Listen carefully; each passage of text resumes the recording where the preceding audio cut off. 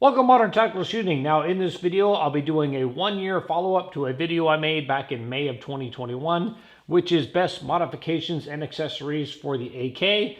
I'm going to be covering how well these modifications and accessories have held up, how well these guns have held up over the last year, the additions I've made to my collection in terms of rifles, and my top picks for the best accessories in 2022 for the AK. So if you're looking to take your rifle to the next level, this is the video for you. Let's go. So in my original video, I only had 2 AKs at the time. This Arsenal 107 and my trusty Zastava ZPAP M70. Both of these are chambered in 7.62x39.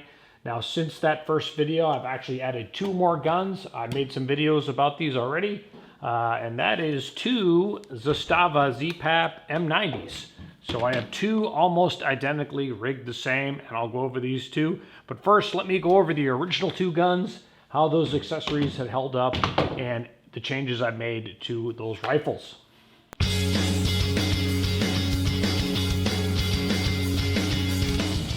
All right, so let's start with the Arsenal 107.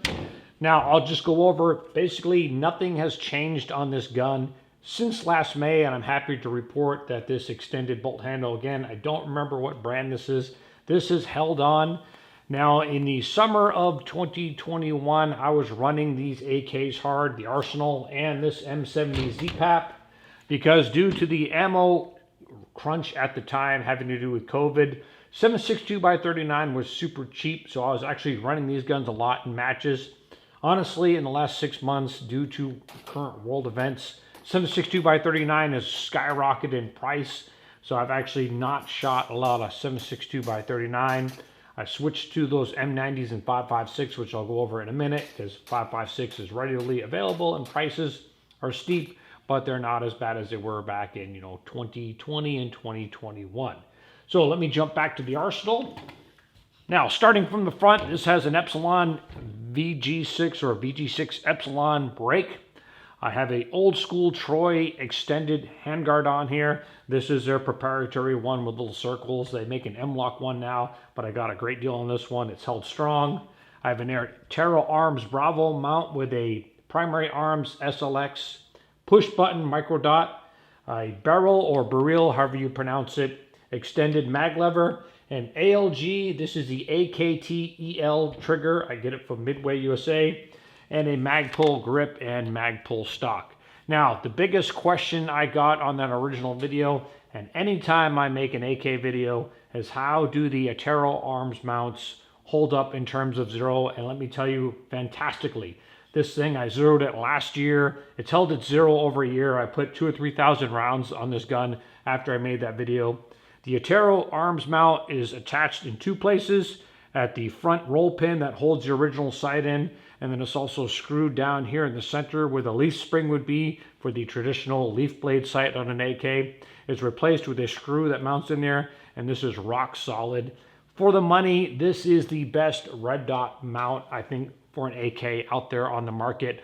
Almost all my guns, as you will see, had these Attero Arms Bravo mounts or some sort of Attero Arms mount.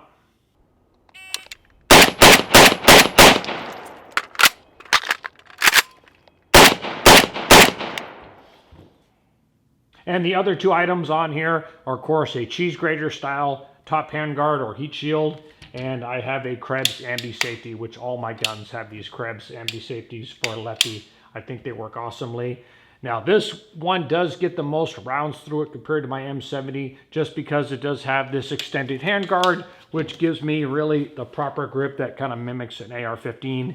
And as you'll see, all these guns are kind of rigged up the same. I want familiarity with each gun. I don't have to totally adjust my shooting style. So my guns are boringly almost the same in terms of accessories. Let me jump to my M70 because that has the most changes done to it since that very first video a year ago.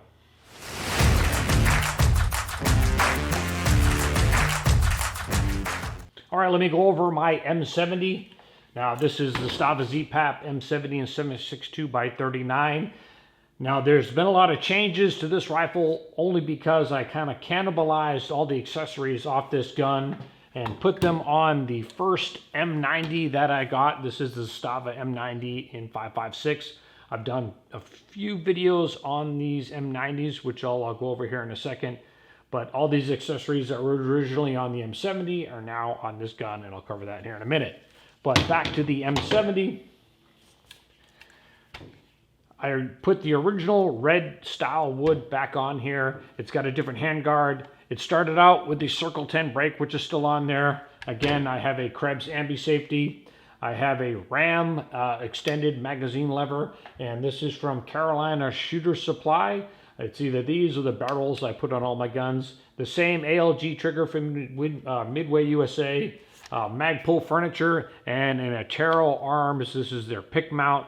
It did have a Attero Arms Bravo mount, and that went on the M90. Now this is a Zastava brand lower handguard, and I only bought it to save myself some money over putting a TDI Arms one on this gun. And let me tell you, I completely regret it.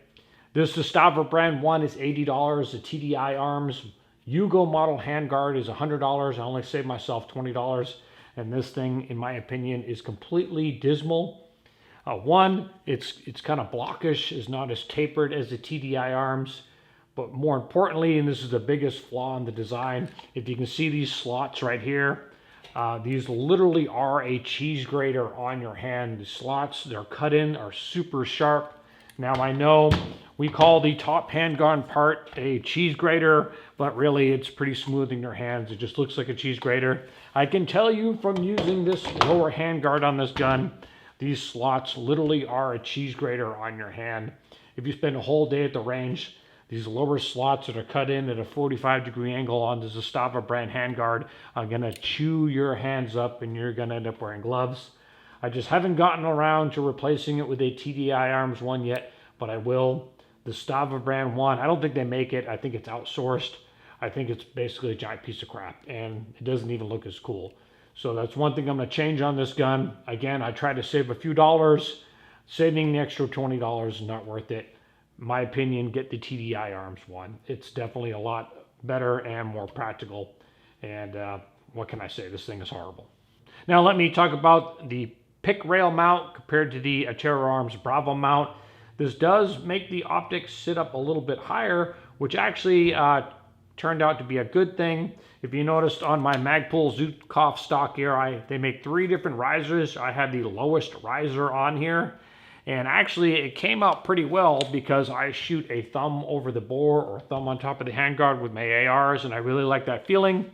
Well, running the pick rail mount puts the optic up a little bit higher, which means you can put your thumb on the top handguard now, and it's not going to be in view or in the way of your optic.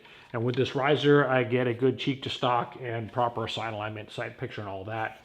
So if you're not looking for the Bravo mount, which is specific to Aimpoint T1 base mounting screws, and it works with the primary arms, I'd highly recommend the pick rail mount if you're just looking for the capability of throwing on, any mini red dot that has a pick rail style mount. And it does, again, sit up a little bit higher to get your thumb over the bore, which is what I like when I'm shooting. Another trick of the trade, if you notice, the bottom part of this Magpul AFG has been grounded off. That's so when I do reloads and I have to get that sharp angle, it doesn't interfere with it. With that little nub that's originally on here, it does interfere when you do a sharp hook with the mag. Now on my Arsenal, it's a little bit more far forward, so I don't have that problem of that part getting in the way, but that can happen depending on where your handguard is. So that's just something to watch for. Now let's move on to my M90s. I made a few videos. The last video I made about the M90 was, I think I called it the Race AK or the M90 race gun. And again, I went to 7.62x39 only because it was super cheap at the time, but now that 5.56 is kind of falling back to normal. About 2 months after I made my first accessory video, I went and I purchased an M90. That's from Zastava in 5.56. I'll briefly, again, I'll go over all these accessories. I've covered it in other videos. It's got an Epsilon brake on here, TDI Arms, lower handguard, Zastava brand cheese grater on top, Attero Arms Bravo mount with a primary arms. the SLX push button model. This has a RAM extended magazine paddle, and of course Krebs anti-safety, and it came with the Magpul furniture, the grip, and the stock. ALG trigger, again, from Midway USA. And this is what I call basically my tactical M90, just because the Epsilon, it's kind of again, a brake flash hider combo. I don't consider it a true brake, it's because it does have flash hider type qualities. So this is my gun I use if I do teach some courses with an AK. This is the one I want to grab, because I don't want to, again, blow out people's brains with running a true comp and having that huge overpressure and flash. So this is a little bit more tamer. This gun is on gas setting number 1. When I first got it, it was set on 2. I ran it on 2 for about 200 rounds, and now it's set on 1, and it runs perfectly. It runs flawlessly, super soft shooting, and I'm a huge fan of the M90. All right, let's talk about M90 number 2, and this is the one I made the Race AK video on. Now this one is rigged up almost the same as the first M90. It has all the same accessories: the stopper band cheese grater, TDI Arms front handguard, the Krebs anti-safety, again another ALG trigger from Midway USA. Now this one has a JMac brake on here, a full-blown brake. Now this is their 4C Slim version, and I think it's an awesome brake. Now again, brakes are super loud and gassy, so this is my main competition rifle right now. And the biggest difference on here is, of course, and I've talked about this in the Race AK video, it has the Zastava brand side rail mount on here. It's not made by Zastava, it's outsourced. And I've talked about the flaws in it in another video. It's got some flex in it. I think it sits up super high, hence I have the Magpul. This is their highest riser they make for the Zukov stock. I think it's a 1/2-inch one, and that's just to get the proper cheek to stock, because it does sit up higher. Basically, this thing I think is a piece of crap. Eventually, I'm going to buy a different side rail mount. I just haven't settled on the model. Probably one made by Midwest Industries. And really, that's the only flaw with this setup. So this side rail mount's going to go the way of the dodo sometime. Now, one of my biggest complaints about the Zastavas in my original video is I could not get an extended bolt handle to stay on the charging handle of the AK at all, because it has this curved backside. Your standard AKM extended bolt handles just don't lock in. I've found that there is a brand by CRH Customs. It's imported. You can get it through Atlantic Arms. They make a Yugoslavian specific extended bolt handle. They're out of stock right now. When they do get in stock, I'm going to order a few and give them a whirl. I think that will definitely be the icing on the cake when it comes to your M70s, M90s, being able to put an extended bolt handle on here. So once those are in stock, I'm going to order a couple of them and give them a try. Now, if you're into the Yugo pattern guns, the Zastava Z-Paps, I want to mention a Facebook group, and that is the Zastava Z-Pap M70, M92, and M90 Facebook group. It's a wealth of information, and more importantly, it is well moderated. A problem with a lot of your Facebook groups dedicated towards firearms and a lot of your firearms forums in general is they tend to get dominated by a few strong personalities and end up becoming echo chambers to those personalities. And that's where information is lost and they become really unpleasant, and they lose their, I would say, entertainment aspect of being a member of those groups. Not so with this Facebook group. It's a wealth of information and very well moderated, filled with a bunch of great guys. I've learned a ton of information about my M90s and M70s. That new bolt handle, or it may not be new, the CRH bolt handle built for the Yugos, I learned just recently, last week, from that Facebook group. So if you are into AKs, if you are a Z-Pap owner, I highly recommend you check out that Facebook group. Now let me jump back to the M90s real quick. Now this one has the RAM extended mag lever on here, and you can get this from Carolina Shooter Supply.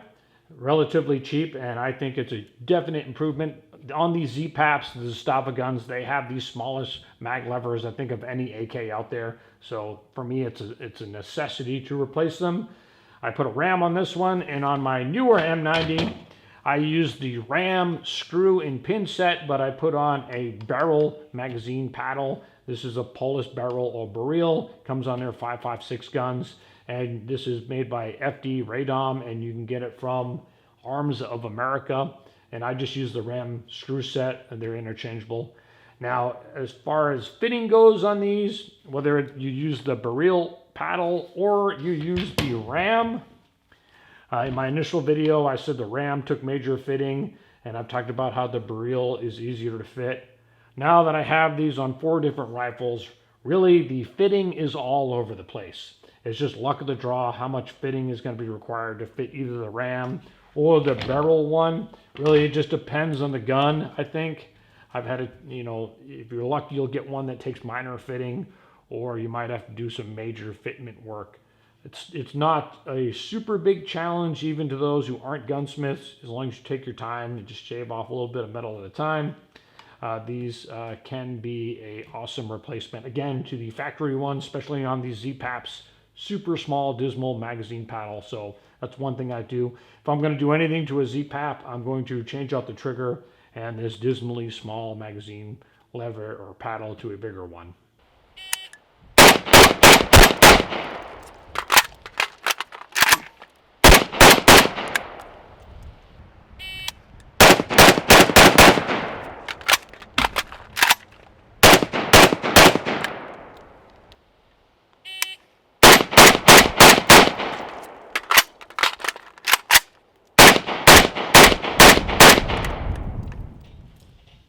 All right, so there it is. That is my AK mods and accessories update, 1 year into all the items that I've been running. Hopefully, like always, you found this video informative and entertaining. Now, as always, enough watching me. Go out, hit the range, get your shoot on, try your AKs, try different accessories. It's all about getting the gun to match you, to give you the best performance possible. So as always, I'm Jeff Gerwich. Thanks for watching.